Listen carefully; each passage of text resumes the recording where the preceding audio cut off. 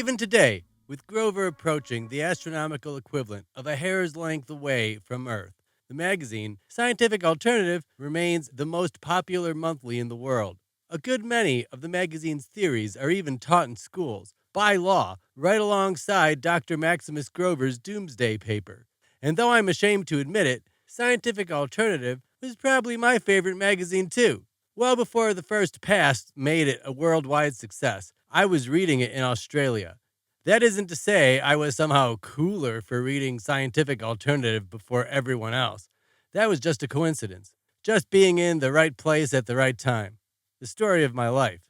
You see, like so many other things, the telephone, light bulb, television, radio, locomotive, electricity, computer, democracy, Scientific Alternative was widely believed to have originated in America, when, in fact, it had originated someplace else. Scientific Alternative had come from a small Australian press funded by the government to promote viable alternative scientific theories refuting the threat of Grover and other disquieting claims. SA reported the facts and nothing but the facts, with the express purpose of letting the public decide for themselves.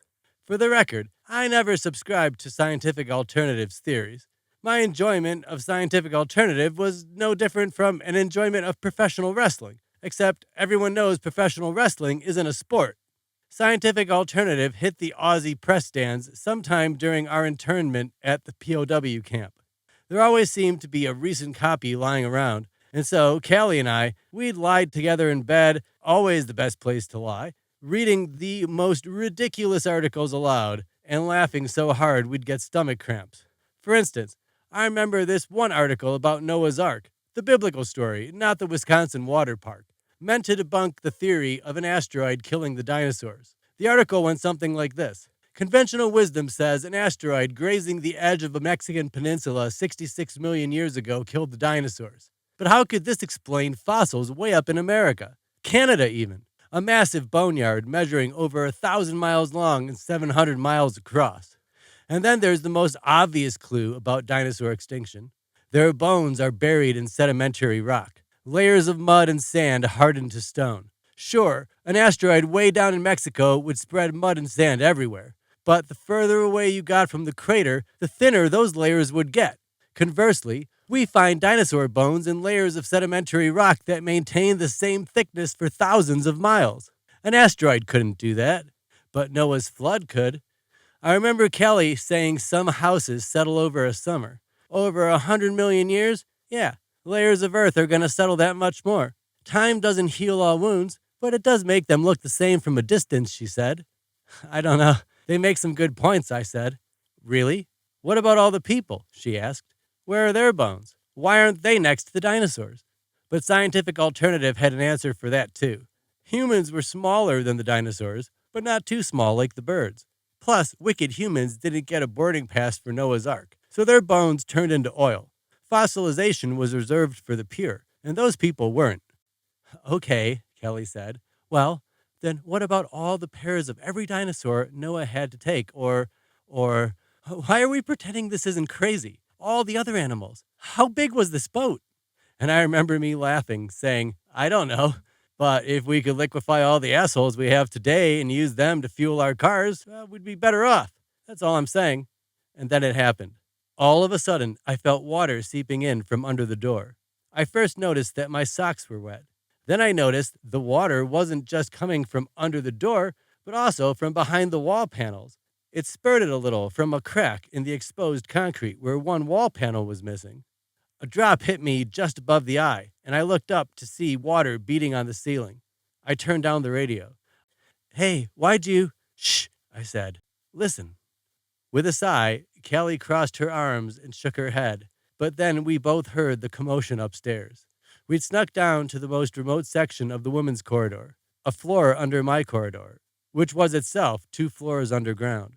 Callie flipped off the bed and helped me into my wheelchair and started to wheel me into the hallway. Wait, I said, wheeling myself back, almost running over Callie's foot to grab my fake lower leg from off the bed. No time to strap it on. I held it in my lap and we started to go down the hall, Callie pushing me until we rounded the corner and saw the door at the end of the next passageway. It looked like someone's thumb jammed over the end of a giant garden hose. Callie had just enough time to say, "Shit!" before the door burst, and we were racing back around the corner and down the hall with water in hot pursuit. It was like that scene from Raiders of the Lost Ark, only with water coming after us instead of a giant boulder, unless you count the giant boulder up in space. If we had kept going straight, we'd have gone right back into the room, and so, instead, Kelly hung a sharp left. The wheels on the left side of my chair touched back down just as the cloud of mist touched my cheek. We could still make it, I thought. We could still make it. But this was real life. And in real life, you can't outrun a wave. Next thing I knew, it was upon us. The wave lifted Kelly up and onto her back, washed right over my chair and rolled me to one side. I clutched my fake leg for dear life. Then the current shot underneath like a crowbar and pried me so I stood straight a second, then went tumbling into a backward somersault. And all the while, I never let go of that artificial leg. My head rose above the surface just long enough to hear a male voice, a soldier's voice, shouting up ahead.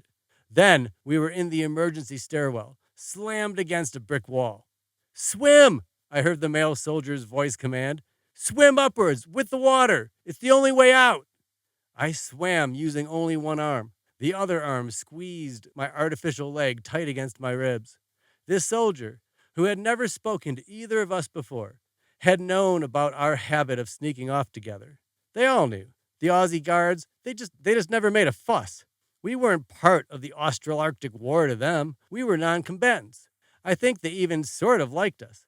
And so, as he'd just happened to cross my doorway and noticed me missing from my room a few minutes before the water hit, before the ocean rushed in over the POW camp and all the other buildings, checkpoints, munitions depots, and military installments embedded in the Australian shore and surrounding islands, this soldier, on a hunch, had come back down from the roof through an emergency stairwell he knew wouldn't be opened from the prisoner sides of the prisoner levels.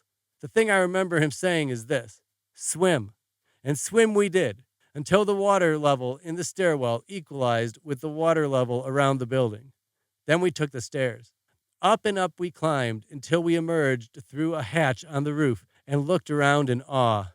Later, Captain Mastarian would tell me that if you stand so your eyes are 5 feet above the water, the horizon you see is 5 miles away. And I remember standing on that roof with my eyes maybe 2 stories above the water. The horizon I saw met the ocean. Aside from a few scattered buildings, there was nothing but water in every direction as far as the eye could see. The war was over.